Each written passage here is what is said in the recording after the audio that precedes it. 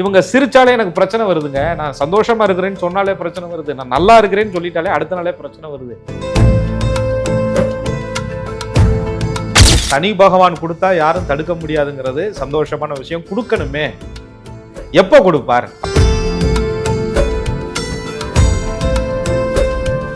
கூட இருந்து குழி பறிக்கக்கூடியவங்க, உங்கள்கிட்டயே உண்மையை வாங்கி உங்களுக்கு எதிராக செயல்படுறவங்க, உங்களுடைய உழைப்பை சுரண்டுறவங்க, உங்களுடைய பணம் வெட்டி விரயமாக மாறுறது, வந்த பணமும் நிலைக்க, அவங்களுடைய எல்லா கஷ்டங்களும் எல்லா கவலைகளும் அவங்களுடைய உழைப்புனால மட்டும்தான். அதை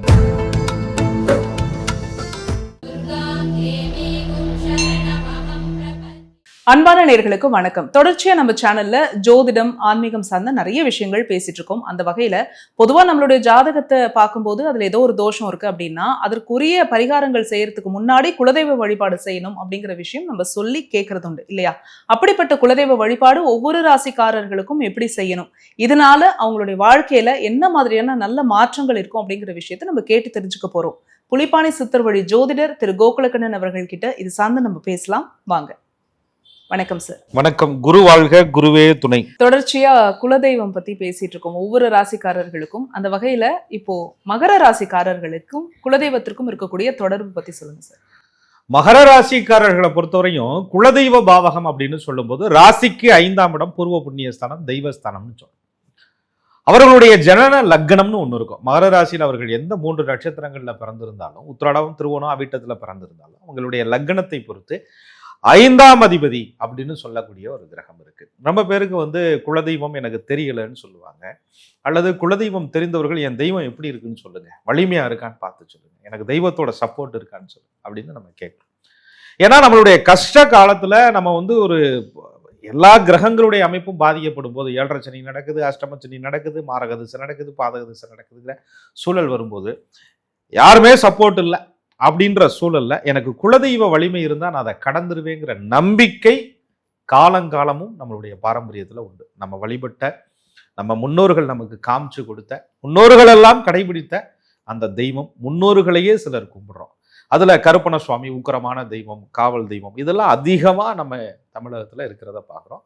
இதுல ஊரு நாடு கடந்து எந்த இடத்துக்கு நீங்க போனாலும், நீங்க கூப்பிட்டாலும் சரி, நீங்க கூப்பிடலைனாலும் சரி, நீங்க அந்த குரலுக்கு அப்படியே ஓடோடி உங்களை காக்கக்கூடிய தெய்வம்னு சொன்னா குலதெய்வம். அதனாலதான் ஒரு ஜாதகத்தை எடுக்கும் போதே 5ஆம் இடம் பூர்வ புண்ணிய ஸ்தானமும் அனுபவிக்கக்கூடிய பாக்கிய ஸ்தானமும் நல்லா இருந்துச்சுன்னா அவங்க வாழ்க்கையில கிரகதோஷங்கள் ஏதாவது இருந்தா கூட குலதெய்வம் கோயிலுக்கு போய் விளக்கு போடுங்க, மாறிடும் அப்படின்னு சொல்றத நிறைய நீங்க பார்த்துருப்பீங்க. நிறைய ஜோதிடம் பார்க்கும்போது தெய்வ அமைப்புகள் எப்படி இருக்குன்னு தான் முதல்ல பார்ப்பாங்க. அதுல புலிப்பாணி சித்தரையா தன்னுடைய பாடல்ல சொல்றாரு, ஆதித்தன் 5இல் இருக்க அல்லது அவனே பார்க்க பாதிப்பான் சிவன் தன்னை, மதிதான் பார்க்க சாதித்த தேவி, செவ்வாய் பார்க்க குமரன் பாதம் அப்படின்னு சொல்றாரு. அதாவது சூரிய பகவானுடைய அம்சமாக இருக்கும் பொழுது சிவபெருமானுடைய வழிபாடுகளையும், சந்திரனுடைய அம்சமாக இருக்கும் பொழுது அம்பாளுடைய வழிபாடுகளையும், செவ்வாயினுடைய அம்சமாக இருக்கும்போது காவல் தெய்வங்கள் முருகப்பெருமானுடைய அம்சத்தையும், வேளேந்திய தெய்வத்தையும் அருவாள்ல நிக்கிற சாமின்னு சொல்லுவாங்க. அதுல நீர் ராசி, நிலராசி, காற்று ராசி, நெருப்பு ராசின்னு பிரிக்கிறாங்க. நீர் ராசியில நிற்கும் போது குளத்துக்கு பக்கத்துல, கம்மாய்க்கு பக்கத்துல, ஓடைக்கு பக்கத்துல, அருவிக்கு பக்கத்துல நிக்குதுங்கன்னு சொல்றாங்க. நில ராசிகள்ல இருக்கும் பொழுது உங்களுடைய நல்ல வயல்வெளிங்க, பொட்ட காடுங்க, அனாதையான இடத்துல தெய்வம் அப்படி உட்கார்ந்து இருக்குதுங்க அப்படின்னு சொல்றாங்க. அக்னி ராசிகள்ல இருக்கும்போது கஷ்டப்பட்டு மலை ஏறி போய் பார்ப்பீங்களே, மலையில நிக்கிற சாமியா இருக்கு அப்படின்னு சொல்றாங்க. காற்று ராசியில இருக்கும்போது ஆகாசம் பார்த்த சாமியா இருக்கியா, கோபுரம் இல்லாம நிக்குது, வெளியில நின்றுகிட்டு இருக்கியா தெய்வம் அப்படின்னு சொல்றாங்க. ஆக அந்த அமைப்புகள் கூட நம்ம முன்னோர்கள் அழகா நீர் ராசி, நிலராசி, நெருப்பு ராசி, காற்று ராசி, ஆண் தெய்வம் ஆண் வீடுகளில் இருக்கு, பெண் வீட்டுல இருக்கு அப்படின்னு சொல்லக்கூடிய ஆண் கிரக தொடர்புகள் அதிகமா இருக்கு, பெண் கிரக தொடர்பு அதிகமா இருக்கு அப்படின்னு சொல்லும்போது ஒரு குலதெய்வ அருள் இன்னதுதான், இப்படித்தான், அது இப்படிதான் நம்மளை காக்குது அப்படின்னு சொல்லக்கூடிய அம்சங்களை மகர ராசிக்காரர்கள் அவங்க சுய ஜாதகத்திலேயே தெரிஞ்சுக்க முடியும். அந்த தெய்வம் தான் இவங்களை பல பிரச்சனைகள்ல இருந்து உங்களை காப்பாத்துது. ஏன்னு சொன்னா மகரங்கிறது உழைச்சிக்கிட்டே இருக்கக்கூடிய ராசி. அவங்களுடைய எல்லா கஷ்டங்களும் எல்லா கவலைகளும் அவங்களுடைய உழைப்புனால மட்டும்தான் அது மறக்கடிக்கப்படுதே தவிர வேற யாரும் சொல்லக்கூடிய ஆறுதல்னால கிடையாது. சரி, இது கடந்து போகும், உழைச்சிக்கிட்டே இருக்கும், வேலையை பார்த்துட்டு இது பண்ணி. ஆனால் எப்பேற்பட்ட உழைப்பை கொடுத்தாலும் மனுஷ மனம் தானங்க ஒரு கட்டத்துல சலிப்பு அப்படிங்கிறது, சலிப்பு தட்டை தான். என்னடா வாழ்க்கை முடிச்சு வேலை பார்த்துக்கிட்டே இருக்கும். காசு பணத்தை விடு, புகழை விடு, மனசுக்கு ஒரு நிம்மதியாவது இருக்குதா? சம்பாதிக்கிற காசு எப்போ பார்த்தாலும் ஆஸ்பத்திரிக்கு போகுது அல்லது காணாம போகுது, ஏதோ ஒன்று இழப்பு வந்துகிட்டே இருக்குன்னு ஒரு சலிப்பு தட்டும்போது குலசாமியாவது எனக்கு வந்து கூட நிக்குமா அப்படிங்கிற ஒரு ஏக்கம் அவர்களுக்கு வரும். அப்படி குலதெய்வத்தினுடைய அருள் மகர ராசிக்காரர்களுக்கு சரியாக இருந்தால் அவங்க வாழ்க்கையில நிறைய சம்பவங்கள்ல எனக்கு குலதெய்வம் சப்போர்ட்டா இருக்குங்கிறத உணர முடியும். குலதெய்வ வலு அவர்களுக்கு சரியாக இல்லாத பட்சத்துல 5ஆம் இடம் பாதிக்கப்பட்டு இருக்கும்போது, தெய்வ கிரகங்கள்லாம் பெற்று இருக்கும்போது, அந்த வாழ்க்கையில நடக்கக்கூடிய நிகழ்வுகள் சம்பவங்களை வைத்து இவங்களுக்கு என்னெல்லாம் பிரச்சனைகள் வருது, அதற்கு காரணம் குலதெய்வ வலிமை இல்லை அப்படிங்கிறதையும் கண்டுபிடிக்க முடியும். அப்ப அந்த குலதெய்வ வலிமை இருக்கும்போது அவங்கள சுத்தி இருக்கக்கூடிய விஷயங்கள் அவ்வளவு அருமையா அவங்க வாழ்க்கையில நடந்துகிட்டே இருக்கும். எவ்வளவு சோதனைகள் வந்தாலும் கடந்து போய்கிட்டே இருக்கும். அதை மகர ராசிக்காரர்கள் தத்ரூபமாக உணர்வார்கள். மகர ராசிக்காரர்களுக்கு அப்படி குலதெய்வத்தினுடைய அனுகூலம் தத்ரூபமா உணர்றதுக்கு என்னெல்லாம் நடக்குது சார்? மகர ராசிக்காரர்களை பொறுத்தவரை சனி பகவானுடைய ஒரு அம்சத்துல பிறக்கிறாங்க. நம்ம அடிக்கடி சொல்வது உண்டு, சனி பார்வை, சனி பகவானுடைய பார்வை படுற இடங்கள்ல நிறைய முடக்கம் தடைகள் உண்டாகும் அப்படின்னு சொல்லுவாங்க. ராசிநாதனாகவே சனி பகவான் இருந்தாலும் இவருடைய உழைப்பை வந்து அதிகம் வாங்கிக்கிட்டு அதுக்கு தகுந்த ஆதாயம் இல்லாம பின்னாடி கொடுக்கக்கூடிய ஒரு குணாதிசயம் சனி பகவான்கிட்ட உண்டு. சனி பகவான் கொடுத்தா யாரும் தடுக்க முடியாதுங்கிறது சந்தோஷமான விஷயம். கொடுக்கணுமே, எப்போ கொடுப்பார் அப்படின்ற மாதிரி நிறைய சோதனைகளை உங்க வாழ்க்கையில சந்திச்சுக்கிட்டே இருப்பாங்க. எல்லா பக்கத்துலையும் ஒரு ஸ்ட்ரகிள் வந்துகிட்டே இருக்கும். அவங்க வாழ்க்கையில தடைகள் அப்படின்றது மகர ராசிக்காரர்களுக்கு நிறைய வந்துகிட்டே இருக்கும். அந்த தடையை உடைச்சு உடைச்சு உடைச்சு உடைச்சு, ஏன்னா மகர ராசிக்காரர்கள் அடுத்த கட்டம் மேல போறதுக்கு சலிக்காம உழைக்கிறதுனாலயோ என்னவோ இவங்களை வந்து அந்த சலிப்பு தட்டுற அளவுக்கு வேலை நடந்துகிட்டே இருக்கும். ஒரு கட்டத்துல எந்த வேலையும் நான் செய்ய முடியாது போ அப்படின்னு உட்காடுறாங்க அப்படின்னு சொன்னா அந்த நேரத்துல ஸ்ட்ரகிள் ஏற்பட்டிருக்கு, அதிகமா தடை வட்டிருக்கு, அதிகமா நிறைய விஷயங்களை செஞ்சு இவங்களுக்கு எதுவுமே சாதகமா அமையல. உழைச்சு பலன் இல்லை, உழைச்சு கொடுத்து பலன் இல்லை, நீ செய்யறதெல்லாம் சரியில்லை, நீ செய்யறதெல்லாம் தப்பா இருக்கு, நீ செய்யறது வந்தாலே விளங்கலைன்னு அடுத்தவர்கள் சொல்லும் பொழுதுதான் இவங்களுக்கு சலிப்பு தட்டி எனக்கு எதுக்குடா வம்பு போ அப்படின்ட்டு ஓரமா போய் உட்கார்றது. ஒரு குடும்பத்துக்குள்ளேயே மகர ராசிக்காரர்கள் 4 விஷயத்தை இழுத்து போட்டு செய்யறேன்னு சொன்னா அதை மட்டம் தட்டிக்கிட்டே இருப்பாங்க. அல்லது இவங்க உழைக்கிறாங்கன்னு தெரிஞ்சா அதிக சுமைகளை இவங்கள்ட்ட சுமத்திக்கிட்டே இருப்பாங்க, அதிக பாரத்தை இவங்க மேல தலையில வச்சுக்கிட்டே இருப்பாங்க, ஓவர்லோடு கொடுத்துக்கிட்டே இருப்பாங்க. அப்ப இவங்க ஸ்ட்ரகிள் ஆகி திணறி போய் நிற்பாங்க. உதவிகள் எல்லா பக்கத்திலையும் இருந்து இவர்களுக்கு அடைபட்டாலும் கூட ஒரு வாய்ப்பு அந்த இடத்துல உருவாகி எங்கெல்லாம் இவங்களை மட்டம் தட்டி இவ்வளவுதான் லிமிட்னு சொன்னாங்களோ அவங்களே என்னடா இது இவ்வளவு பெரிய ஒரு வளர்ச்சியை அடைஞ்சிருக்கிறாங்கன்னு பிரம்மாண்டமா யோசிக்கும் அளவிற்கு இவருடைய வளர்ச்சி பின்னாளிலே கொடுப்பது சனி பகவானாக இருந்தாலும் கூட அவரை கொடுப்பதற்கு தூண்டுவது குலதெய்வமாக அமையும். அந்த இடத்துல குலதெய்வ அருள் இல்லைன்னா அந்த தடையில இருந்து மகர ராசிக்காரங்க எப்படி ஜெயிச்சு வர முடியும்? அந்த தடையில இருந்து மகர ராசிக்காரர்கள் ஜெயிச்சு வருவதற்கு காரணமே அவர்களுடைய முன்னோர்களுடைய ஆசீர்வாதமும் குலதெய்வத்தினுடைய அருள் தான் மகர ராசிக்காரர்களை தடையை உடைச்சு வர்றதுக்கு மூலகாரணமா அமையும். அந்த இடத்துல குலதெய்வத்தினுடைய அருளை மகர ராசிக்காரங்க பரிபூர்ணமா நிச்சயமா உணர்வாங்க. அங்கே வந்து தத்ரூபமாக அவர்களுக்கு காப்பது குலதெய்வத்தை தவிர வேற எதாக அங்க இருக்க முடியும்? பொதுவா மகர ராசிக்காரர்களுக்கு இந்த வேலை சார்ந்த விஷயங்கள்ல ஒரு வேலை கிடைக்கிறதா இருக்கட்டும், பதவி உயர்வு கிடைக்கும் போது அது கிடைச்சும் அனுபவிக்க முடியாத ஒரு சூழ்நிலை இருக்கும் இல்லையா சார்? அந்த டைம்ல எல்லாம் குலதெய்வத்தினுடைய அனுகூலம் இவர்களுக்கு எப்படி இருக்கு? அதாவது நீங்க கேட்கறது எப்படின்னா, ஒரு வேலை மாற்றம், ஒரு டிரான்ஸ்ஃபர் வேணும், அல்லது ஒரு வேலையில வந்து நம்ம நாள் ஹார்ட் ஒர்க் பண்ணிக்கிட்டே இருக்கோம், எந்த ப்ரொமோஷனுமே இல்லை, எனக்கு ஜாதகத்தை பார்க்கும்போது நல்ல தசாபுத்திகள் நடக்குதுன்னு சொல்றாங்க, ஆனா ஏன் தடையாகுது? அப்போ நான் குலதெய்வத்தை தேடி போய் குலதெய்வத்தை தான் கும்பிட்டுக்கிட்டே இருக்கோம், ஆனால் குலதெய்வ ஸ்ட்ரகிள் எதுவும் இருக்கா எங்களுக்கு, அல்லது ஜெய்வன பாதிப்பு எதுவும் இருக்கா, பிளாக் மேஜிக்னு சொல்கிறாங்களா அந்த மாதிரி ஏதாவது பிரச்சனை இருக்கா, இல்லை வேறு ஏதாவது எங்களுக்கு வாஸ்து குறைபாடு இருக்கா, இப்படிலாம் மனசு குழம்பிக்கிட்டே இருக்கும். வர்றவங்க பூரா வீட்டுக்குள்ளே தெய்வ நடமாட்டமே இல்லைன்னு சொல்கிறாங்க அப்படின்னு சொல்கிற மாதிரி இவங்களே ஃபீல் பண்ண ஆரம்பிச்சிருவாங்க. கனவுகள்லாம் ஒரு மாதிரி வருது, கெட்ட கனவுகளாக வருது அப்படின்னு யோசிக்க ஆரம்பிப்பாங்க. அந்த யோசிக்கக்கூடிய அந்த நேரத்துல குலதெய்வம் வந்து நீ வா என் எல்லைக்கு அப்படின்னு உணர்த்தக்கூடிய சக்தி அது அப்படிங்கிற சிக்னலை அவங்க எடுத்துக்கணும்.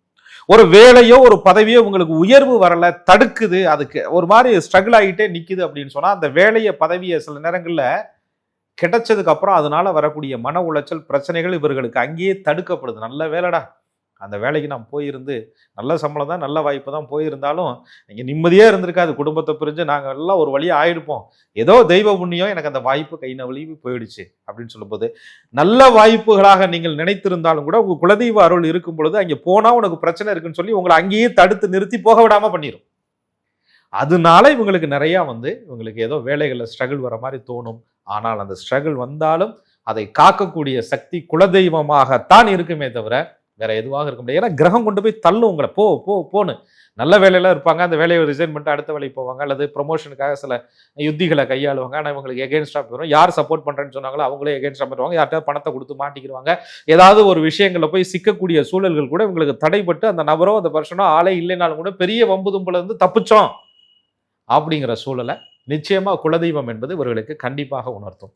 மகர ராசிக்காரர்களை பொதுவாக சொல்வது உண்டு, ஏன் இவ்வளோ ஒரு கடினமாகவே இருக்காங்க, ஏன் சிரித்த முகமா இல்லை, ஏன் சிரிக்கலை, சிரித்த முகம் அப்படிங்கிறது லட்சணம் என்பது வேற, ஒரு சந்தோஷம் தெரியலையே அப்படின்ற மாதிரி இருக்கும் பொழுது இவங்க சிரிச்சாலே எனக்கு பிரச்சனை வருதுங்க, நான் சந்தோஷமா இருக்கிறேன்னு சொன்னாலே பிரச்சனை வருது, நான் நல்லா இருக்கிறேன்னு சொல்லிட்டாலே அடுத்த நாளே பிரச்சனை வருது அப்படிங்கிற மாதிரியான ஒரு கவலை என்பது மகர ராசிக்காரர்கிட்ட குடிகொண்டுகிட்டே இருக்குது. உங்க வாழ்க்கையில என்னைக்குமே சிரிச்சுக்கிட்டே நல்லா இருக்கணும், நல்லபடியா சூழல்களாக அமையணும், வீட்டில் நல்ல சுபகாரியங்களா நடக்கணும்னு சொன்னால் குலதெய்வ அருள் நிச்சயமா மகர ராசிக்காரங்களுக்கு வேணும்.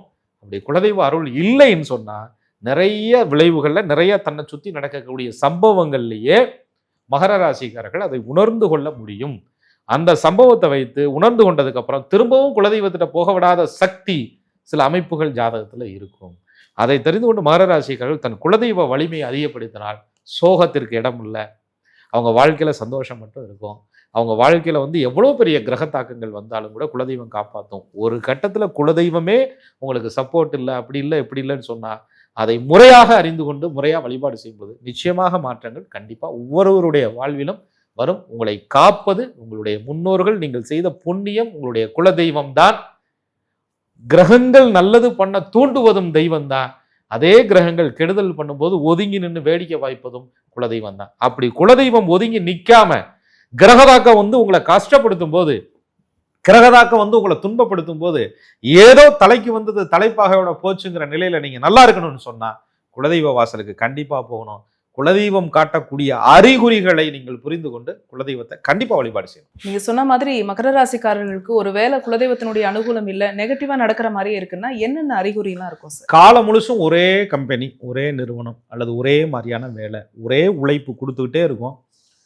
நேற்று முந்தா நாள் வந்த சின்ன பிள்ளைங்களுக்கு கூட ப்ரொமோஷன் கொடுக்குறாங்க. என் வேலையில் பாதி கூட நான் செய்யலை அவங்க, ஆனால் எந்த முன்னேற்றமும் இல்லை. சரி, ரிட்டையர்மெண்ட்டுக்கு கொஞ்சம் பணத்தை சேர்த்து வைக்கிறோம், அது வைத்திய செலவுக்கு அது இதுன்னு குண்டக்க மண்டக்க போயிடுது. பண வரவு வருதுங்க, ஆனால் நல்ல விஷயத்துக்கு பலன் தர மாட்டேங்குது. அது தேவையில்லாத வெட்டி விரயங்களாக, விரய செலவுகளாக அதிகமாக போயிடுது. சிறுக சேமித்த பணத்தில் ஒரு வீடோ இடமோ பொருளோ வாங்கலாம்னு நினச்சா அடைபட மாட்டேங்குது. மனசை திறந்து யார்கிட்டையுமே பேச முடியல, உண்மையே யார்கிட்டையும் பேச முடியல. அப்படி சொன்னா அதை நமக்கே அவங்க எதிராக திரும்பிடுவாங்களோன்னு அச்சம் இருக்கு, பயம் இருக்கு. அச்சம்லாம் ஒன்றும் இல்லை, அப்படிதான் திரும்பிட்டாங்க. இந்த நிகழ்வுகள் எல்லாம் உங்களுக்கு கூட இருந்து குழி பறிக்கக்கூடியவங்க, உங்கள்கிட்டயே உண்மையை வாங்கி உங்களுக்கு எதிராக செயல்படுறவங்க, உங்களுடைய உழைப்பை சுரண்டுறவங்க, உங்களுடைய பணம் வெட்டி விரயமாக மாறுறது, வந்த பணமும் நிலைக்காம போயிடுறது, இதுக்கெல்லாம் பணம் வருதுன்னு சொன்னாலே தனாதிபதி கொஞ்சம் நல்லா இருக்கிறாருன்னு அர்த்தம். பணம் பெருகுது அப்படின்னு சொன்னாலே லாபாதிபதி நல்லா இருக்கிறாருன்னு அர்த்தம். அனுபவிக்க கொடுப்பனை இல்லை, உங்களுடைய உழைப்பை இன்னொருத்தர் சுரண்டுறாங்கன்னு சொன்னா பாக்கியம் நல்லாலைன்னு அர்த்தம், பூர்வ புண்ணியம் நல்லாலைன்னு அர்த்தம். பூர்வ புண்ணியமும் பாக்கியமும் நல்லாலைங்கும் போது உங்க உழைப்பு இன்னொருத்தருக்கு பலன் தருதே தவிர உங்களுக்கு பலன் தரல. அந்த இடத்துலதான் குலதெய்வ சப்போர்ட் வேணும். மகர ராசிக்காரருடைய உழைப்பு திறமை இருக்குங்க, அந்த உழைப்பு உங்களுக்கே பலன் தரணுங்க. மகர ராசிக்காரர்கள் சம்பாதிக்கிறீங்க, அந்த சம்பார்த்தனை நல்ல விஷயத்துக்கு பலன் தரணுங்க. நீங்க அனுபவிக்கணுங்க. இந்த பிறப்புல நம்ம வந்தது அனுபவிப்பதற்கு, நல்ல வாழ்க்கையை வாழ்வதற்கு, துக்கப்படுவதற்கு அல்லங்கிறத அவங்க உணரணுங்க. அதை விட்டுட்டு இந்த பிறவியை ஏன் பிறந்தேன், ஏன் அப்படி மாடா உழைச்சிட்டு இருக்கேன், என் குடும்பத்தாக பாதுகாத்துக்கிட்டே இருக்கேன், எனக்கு மட்டும் ஏன் அப்படி கொடுப்பேன், எனக்கு மட்டும் ஏன் அப்படி கிடைக்குது, எனக்கு மட்டும் ஏன் அப்படி வாச்சிச்சு, எனக்கு மட்டும் ஏன் அப்படி நடக்குது, எனக்கு மட்டும் ஏன் தொடர்ச்சியா அப்படி நடக்குது. ஒரு சம்பவம் ஒரு முறை நடந்தால் பரவாயில்லை, அதுவே பல முறை நடந்தால் தவறுக்கு நானே காரணம்னு சொல்ற மாதிரி தவறுக்கு இவங்க காரணம் கிடையாது. ஆனா அப்படி உங்களை காரணப்படுத்துதுன்னு சொன்னா குலதெய்வத்தினுடைய அருள் மகர ராசிக்காரர்களுக்கு பரிபூர்ணமாக இல்லை என்று அர்த்தம். மகர ராசிக்காரர்கள் குலதெய்வத்தினுடைய அனுகூலம் இல்லைன்னு குலதெய்வத்தை தேடி போறாங்க, அதுவே குலதெய்வத்தினுடைய அனுகூலம் தானே சார்? நிச்சயமா. அனுகூலம் இல்லைன்னா எப்படியா நாங்க தேட முடியும்? எப்படி அனுகூலம் இல்லைன்னா எங்களுக்கு எப்படி தேடுறதுக்கு என்ன வருது அப்படின்னு சொல்லும்போது, அனுகூலம் அப்படின்னு சொல்றது எப்படின்னு கேட்டீங்கன்னா, தோஷத்துல மாட்டின, கிரகணத்துல மாட்டின வெளிச்சம் மாதிரி. சந்திர பகவானுடைய ஒளி பாதிக்கப்படுது, சூரிய பகவானுடைய ஒளி பாதிக்கப்படுது. கிரகணம் அப்படியே இருக்காதுல்ல, திரும்ப வெளிச்சத்துக்கு வரும்ல. ஒரு கஷ்டப்பட்டது போதும், உன்னுடைய கர்ம வினை பயன் அனுபவிச்சு முடிச்சிட்டேன், இப்ப நான் உனக்கு வர்றேன், சப்போர்ட் பண்றேன். அதான் குலதெய்வம். கொஞ்சம் கர்மாவுக்காக ஒதுங்கி நின்ன குலதெய்வம் திரும்ப இவர்களை தேடி வருது. ஏன்னா பாரம்பரியத்தை இவர்களை காப்பாற்றணும்ல. திடீர்னு பழைய நினைவுகள் எல்லாம் மகர ராசிக்காரர்களுக்கு திரும்ப வந்துகிட்டே இருக்கும். ஏதோ ஒரு பழைய நிகழ்வுகள், பழைய நல்ல விஷயங்கள், பழைய கோவில்களை பற்றிய சிந்தனை, தெய்வங்களை பற்றிய விஷயம், தெய்வ பற்றிய சிந்தனைகள் மனசுக்குள்ள ஓடிக்கிட்டே இருக்கும். ஏதோ வாழ்க்கையில தனியா இருக்கிறோமோ, தனிமைப்படுத்தப்பட்டமோ, தனியா கைவிடப்பட்டமோ, குழந்தைகள் செட்டில் பண்ணிட்டோம், ஒரு இடத்துல இருக்காங்க, அல்லது செட்டில் பண்ண முடியல, சரி ஒரு இடத்துல பண்ணிடலாம், அல்லது ஏதோ ஒரு வாழ்க்கை அர்த்தமற்ற ஒரு வாழ்க்கையா இருக்கு, உழைப்பை மட்டும் பார்த்தோம்னா ஹெவியா கொடுத்துருக்கோம், அதுக்கு தகுந்த தேய்மான உடம்புல அனுபவிச்சிட்டோம். உழைப்பை கொடுத்ததுக்கான ரிசல்ட் உடம்பு சொல்லுது, ஆனா வாழ்க்கையில அதுல லாபமா பணமா எதுவும் சொல்லல, உடம்பு தேய்மானம் மட்டும் காமிக்குது, கடுமையான உழைப்பை கொடுத்துருக்கேன்னு.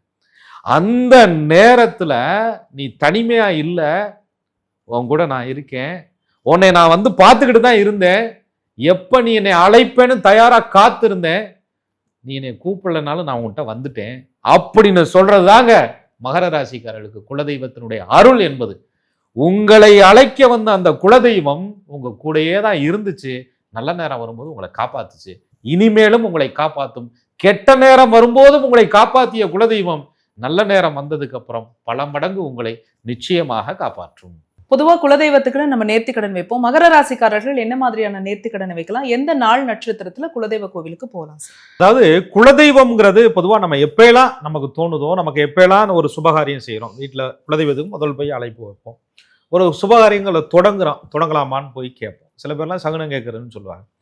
அப்படி குலதெய்வ வழிபாடு அப்படிங்கிறது எப்பயுமே நம்ம பண்ணக்கூடியது தான். ஆனா சில நல்ல அமைப்புகள் நம்ம ராசிக்கு தகுந்த மாதிரி சில விஷயங்களை தேர்வு பண்ணி வழிபாடு செய்யும்போது இன்னும் ஒரு பன்மடங்கு நன்மைகளை நம்ம தெரிஞ்சுக்கிறோம். அப்ப மகர ராசிக்காரர்கள் நிலத்தத்துவ அடிப்படையில வர்றாங்க. அவங்களுடைய ராசியில வந்து 3 நட்சத்திரம் இருக்கு. தன்னுடைய ஜென்ம நட்சத்திரத்திற்கு நல்ல ஜென்ம நட்சத்திரத்தன்னைக்கு குலதெய்வத்தை வழிபாடு செய்யலாம். ஜென்ம நட்சத்திரத்திற்கு யோகமான நட்சத்திரம், சாதகதாரை நட்சத்திரம், சேமதாரை நட்சத்திர நாட்கள்ல குலதெய்வ வழிபாடுகள் செய்யலாம். அதுக்கப்புறம் தன்னுடைய குலதெய்வத்தை, இஷ்ட தெய்வத்தை எப்படி அவர்கள் விரும்பி வழிபாடு பண்றாங்களோ அது மாதிரி அந்த இடத்துல போய் சில சேவைகளை செய்யும் பொழுது அது புண்ணியமா மாறிட்டே இருக்கும். எடுத்தோம் கவுத்தோம் போனோம் கும்பிட்டோம் அடுத்து அப்படின்னு வராம நிலத்தத்துவங்க, உழைப்ப சொல்லக்கூடிய ராசிங்க. குலதெய்வம் கோவிலை போய் சுத்தப்படுத்துவது, குலதெய்வ கோவிலை பராமரிப்பது, அங்கே குலதெய்வ கோயிலில் கொஞ்சம் நிலம் இருக்கு அப்படின்னு சொன்னா அதை உழுது அதை வந்து தூய்மைப்படுத்தி கொடுப்பது, நிலத்திற்கு பயன்படக்கூடிய உபகரணங்களை வாங்கி கொடுப்பது, அதாவது கூட்டுற பொருட்கள், அந்த கடப்பாறை, மண்வெட்டி, இந்த மாதிரி பொருட்கள்லாம் அவங்க வந்து ஆயுதங்களை வாங்கி கொடுப்பது, குலதெய்வ கோவிலுக்கு வர்ணங்கள் அடித்து கொடுப்பது. இது சனி பகவானுடைய ஆளுமைக்குள்ள உட்பட்ட ஒரு ராசியா இருக்கனால அவங்க அந்த சமையலறைக்கு தேவைப்பட்ட பாத்திரங்கள், பொருட்கள் இதெல்லாம் வாங்கி கொடுப்பது, அங்கே வந்து அனுதினமும் தொழுது கூட்டி இதெல்லாம் பண்ணக்கூடியவர்களுக்கு உதவிகள் செய்வது, இந்த மாதிரி விஷயங்களை மகர ராசிக்காரர்கள் தொடர்ச்சியா குலதெய்வ ஆலயத்துல செஞ்சுட்டு வரும்போது அவங்க வாழ்க்கையில நிறைய மாற்றங்கள் கண்டிப்பாக அவங்க தெரிஞ்சுக்க முடியும். குலதெய்வம் கோவிலுக்கு போனா நல்ல நிறைந்த பௌர்ணமி அன்னைக்கு போயிட்டு அப்படியே சுவாமியை கும்பிட்டுட்டு அப்படியே காலில் அந்த நிலத்துல அப்படியே பட்டு அப்படியே வந்து உட்கார்ந்து சுவாமி வழிபாடு செய்து வரும் பொழுது மகரத்திற்கு அந்த தெய்வத்தினுடைய அருள் கூடவே வந்து தத்ரூபமாக நிச்சயமாக நிற்கும். மகர ராசிக்காரர்கள் வந்து குலதெய்வத்தினுடைய வழிபாடு எப்படி பண்ணணும் அப்படிங்கிற விஷயத்த சொன்னீங்க. குலதெய்வமே தெரியலனாலும் கண்டுபிடிக்கக்கூடிய முறைகள் இருக்கு அப்படிங்கிற விஷயத்தையும் சொல்லியிருக்கீங்க சார். மிக்க நன்றி. தொடர்ந்து அடுத்த ராசிக்கும் நம்ம பேசலாம். நன்றி. குரு வாழ்க, குருவே துணை.